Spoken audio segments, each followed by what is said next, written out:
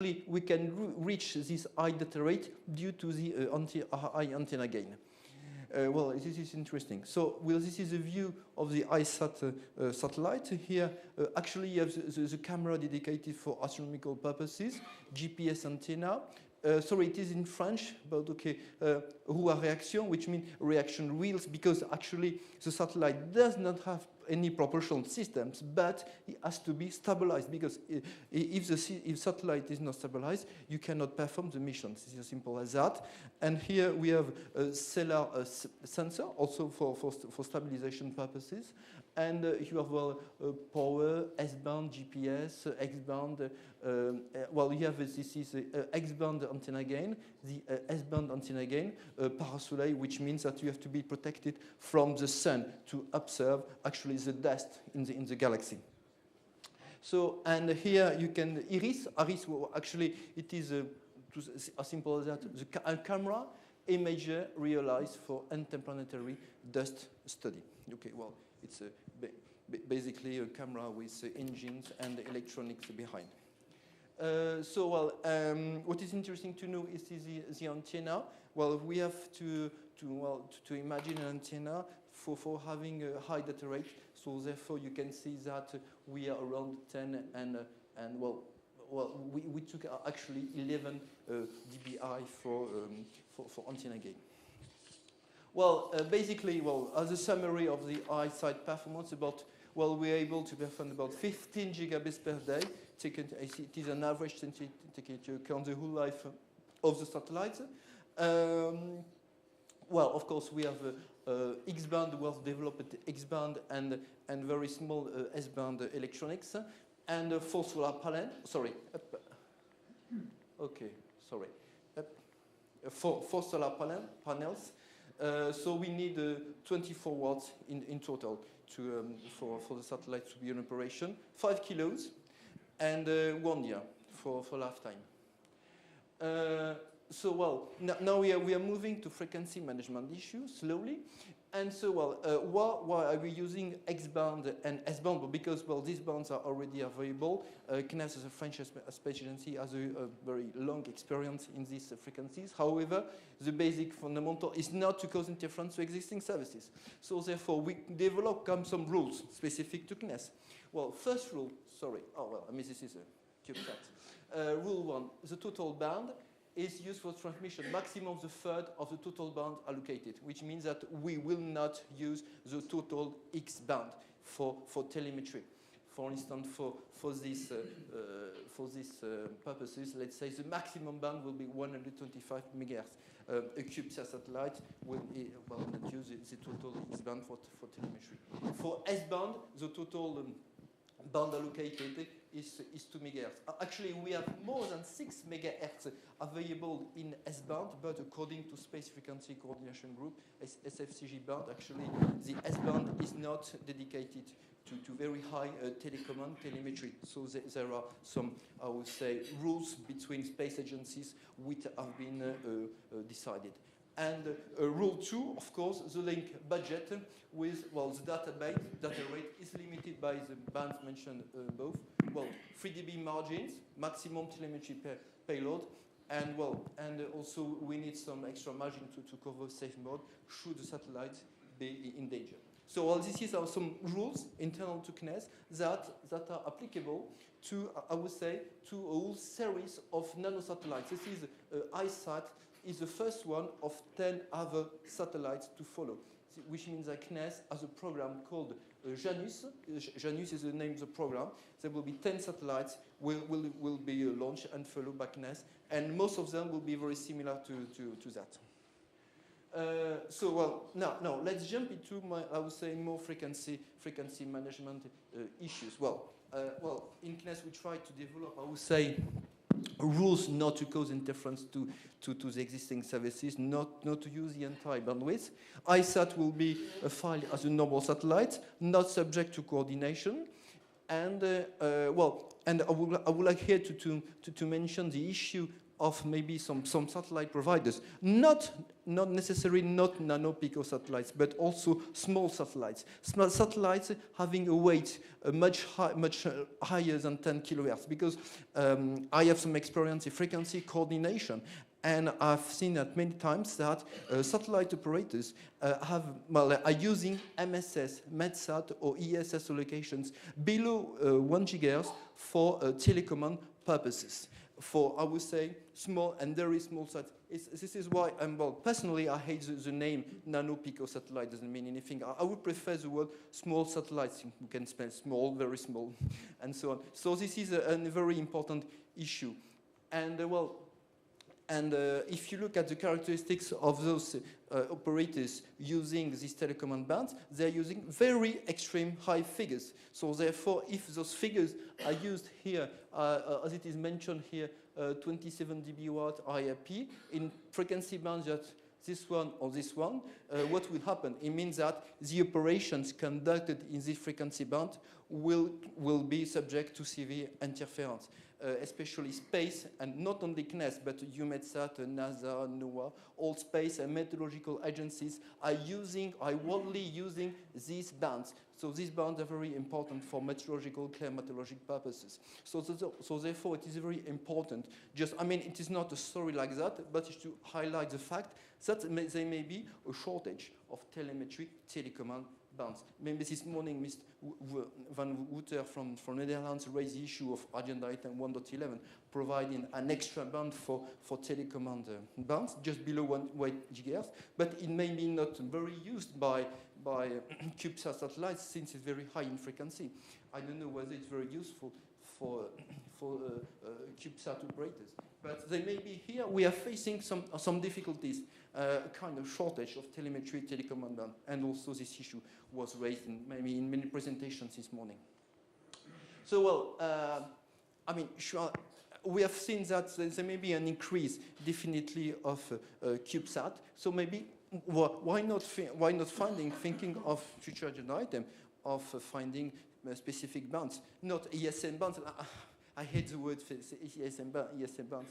It's for terrestrial services. But let's say bands can be used for any kind of satellites, because the word of small satellites is not even defined in the radio regulations. In any case, the fact that ESS, MEDSAT, or MSS bands shall not be interfered. It will be extra bands. There is a need for having extra band for space operation, I would say for small telemetry telecommand. But, just not to make a joke, but of course, should we get an agenda item for WC19, it will not be GTG like 1.1 from 0 to infinity. We have to have a deep look, close look to specific frequency bands. I'm sure that there may be some possibilities.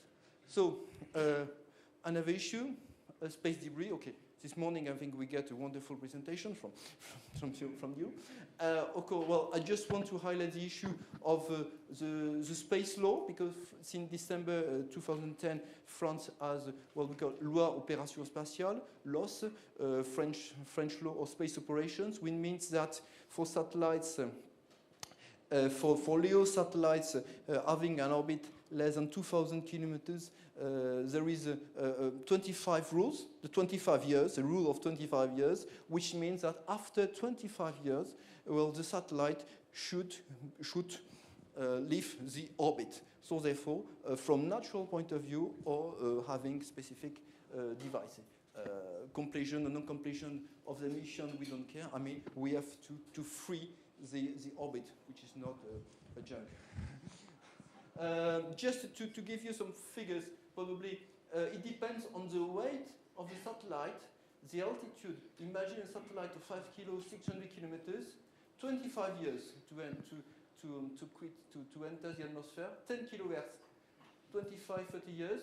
The International Space Station, which has a low altitude of 400 kilometers 1 year, big observation satellites for meteorological and climatology purposes, 830 years, two centuries, a GSO transfer orbit, very important, because when Ariane launches a satellite in GEO orbit, I mean, it doesn't put a satellite in GSO orbit. It always puts a satellite in GTO orbit, transfer orbit.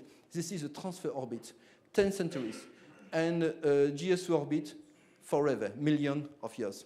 I mean, these are figures that you have to keep in mind. Don't know whether, I mean, it's a good, well, very simple table, and it's important that everybody has more or less an idea of those figures. Last thing concerning ISAT, we made some simulations to be in conformity with the French law. I mean, without any specific device to re-enter the atmosphere, it will take 20 to 24 years. Means, well, we have 1 year of life. So actually, we are, I would say, within the limit on the French law. And every satellite launched in Kourou should take care of, no, it's not a should, it shall confirm with the French law of the loi opération spatiale. Because, I mean, you have to take care.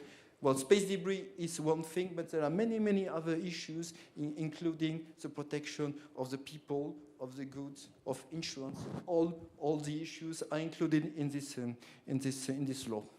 So, well, very simple, three conclusions. Well, actually, we can say that, well, very small satellites can be very useful because, I mean, in some cases we don't need the very big satellites to perform some studies, so why not having a small satellite? Frequency management issues, very important to take care of the existing usages, but also thinking of the future, trying to think to look for frequency bands. And rules of 25 years, which is specific.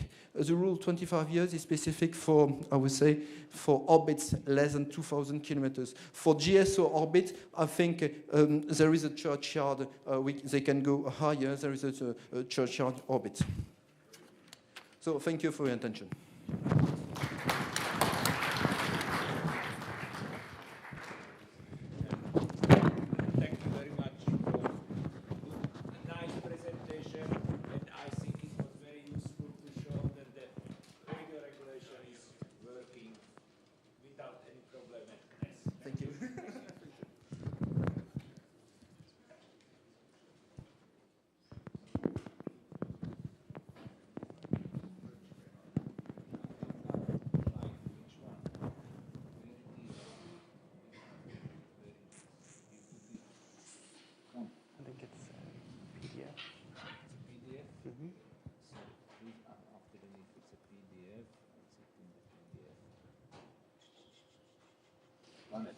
Yes.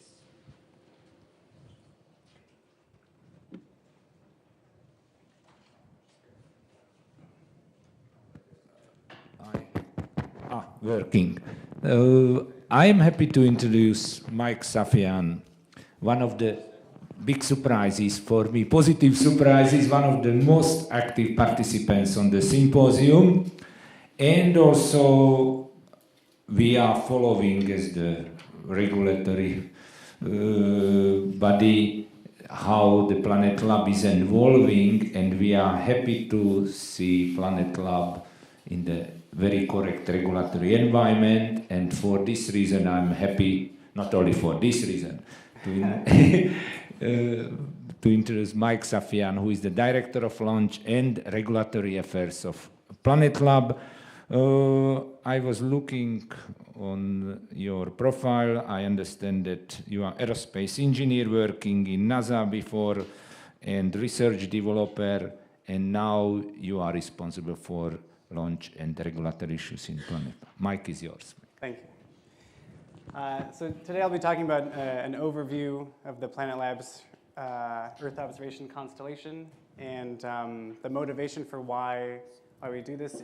Yvonne made a really good point yesterday that the whole reason for the coordination is to mitigate interference, but the whole reason why we want to mitigate interference is because there's all these really beneficial applications that we can use space for, so we want to make sure that everyone has equal opportunity and access. So a little bit of the story of where we came from.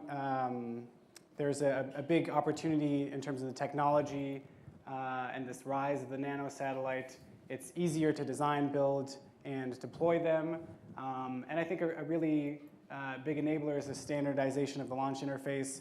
It's not only the standardization of the volume and the masses. I think that one of the challenges for getting a secondary payload on a launch is just getting the launch provider to agree to take your small satellite next to their very big and expensive primary payload. So the conversation becomes very easy when you say, well, it's a CubeSat, and they already know what you're talking about. So it's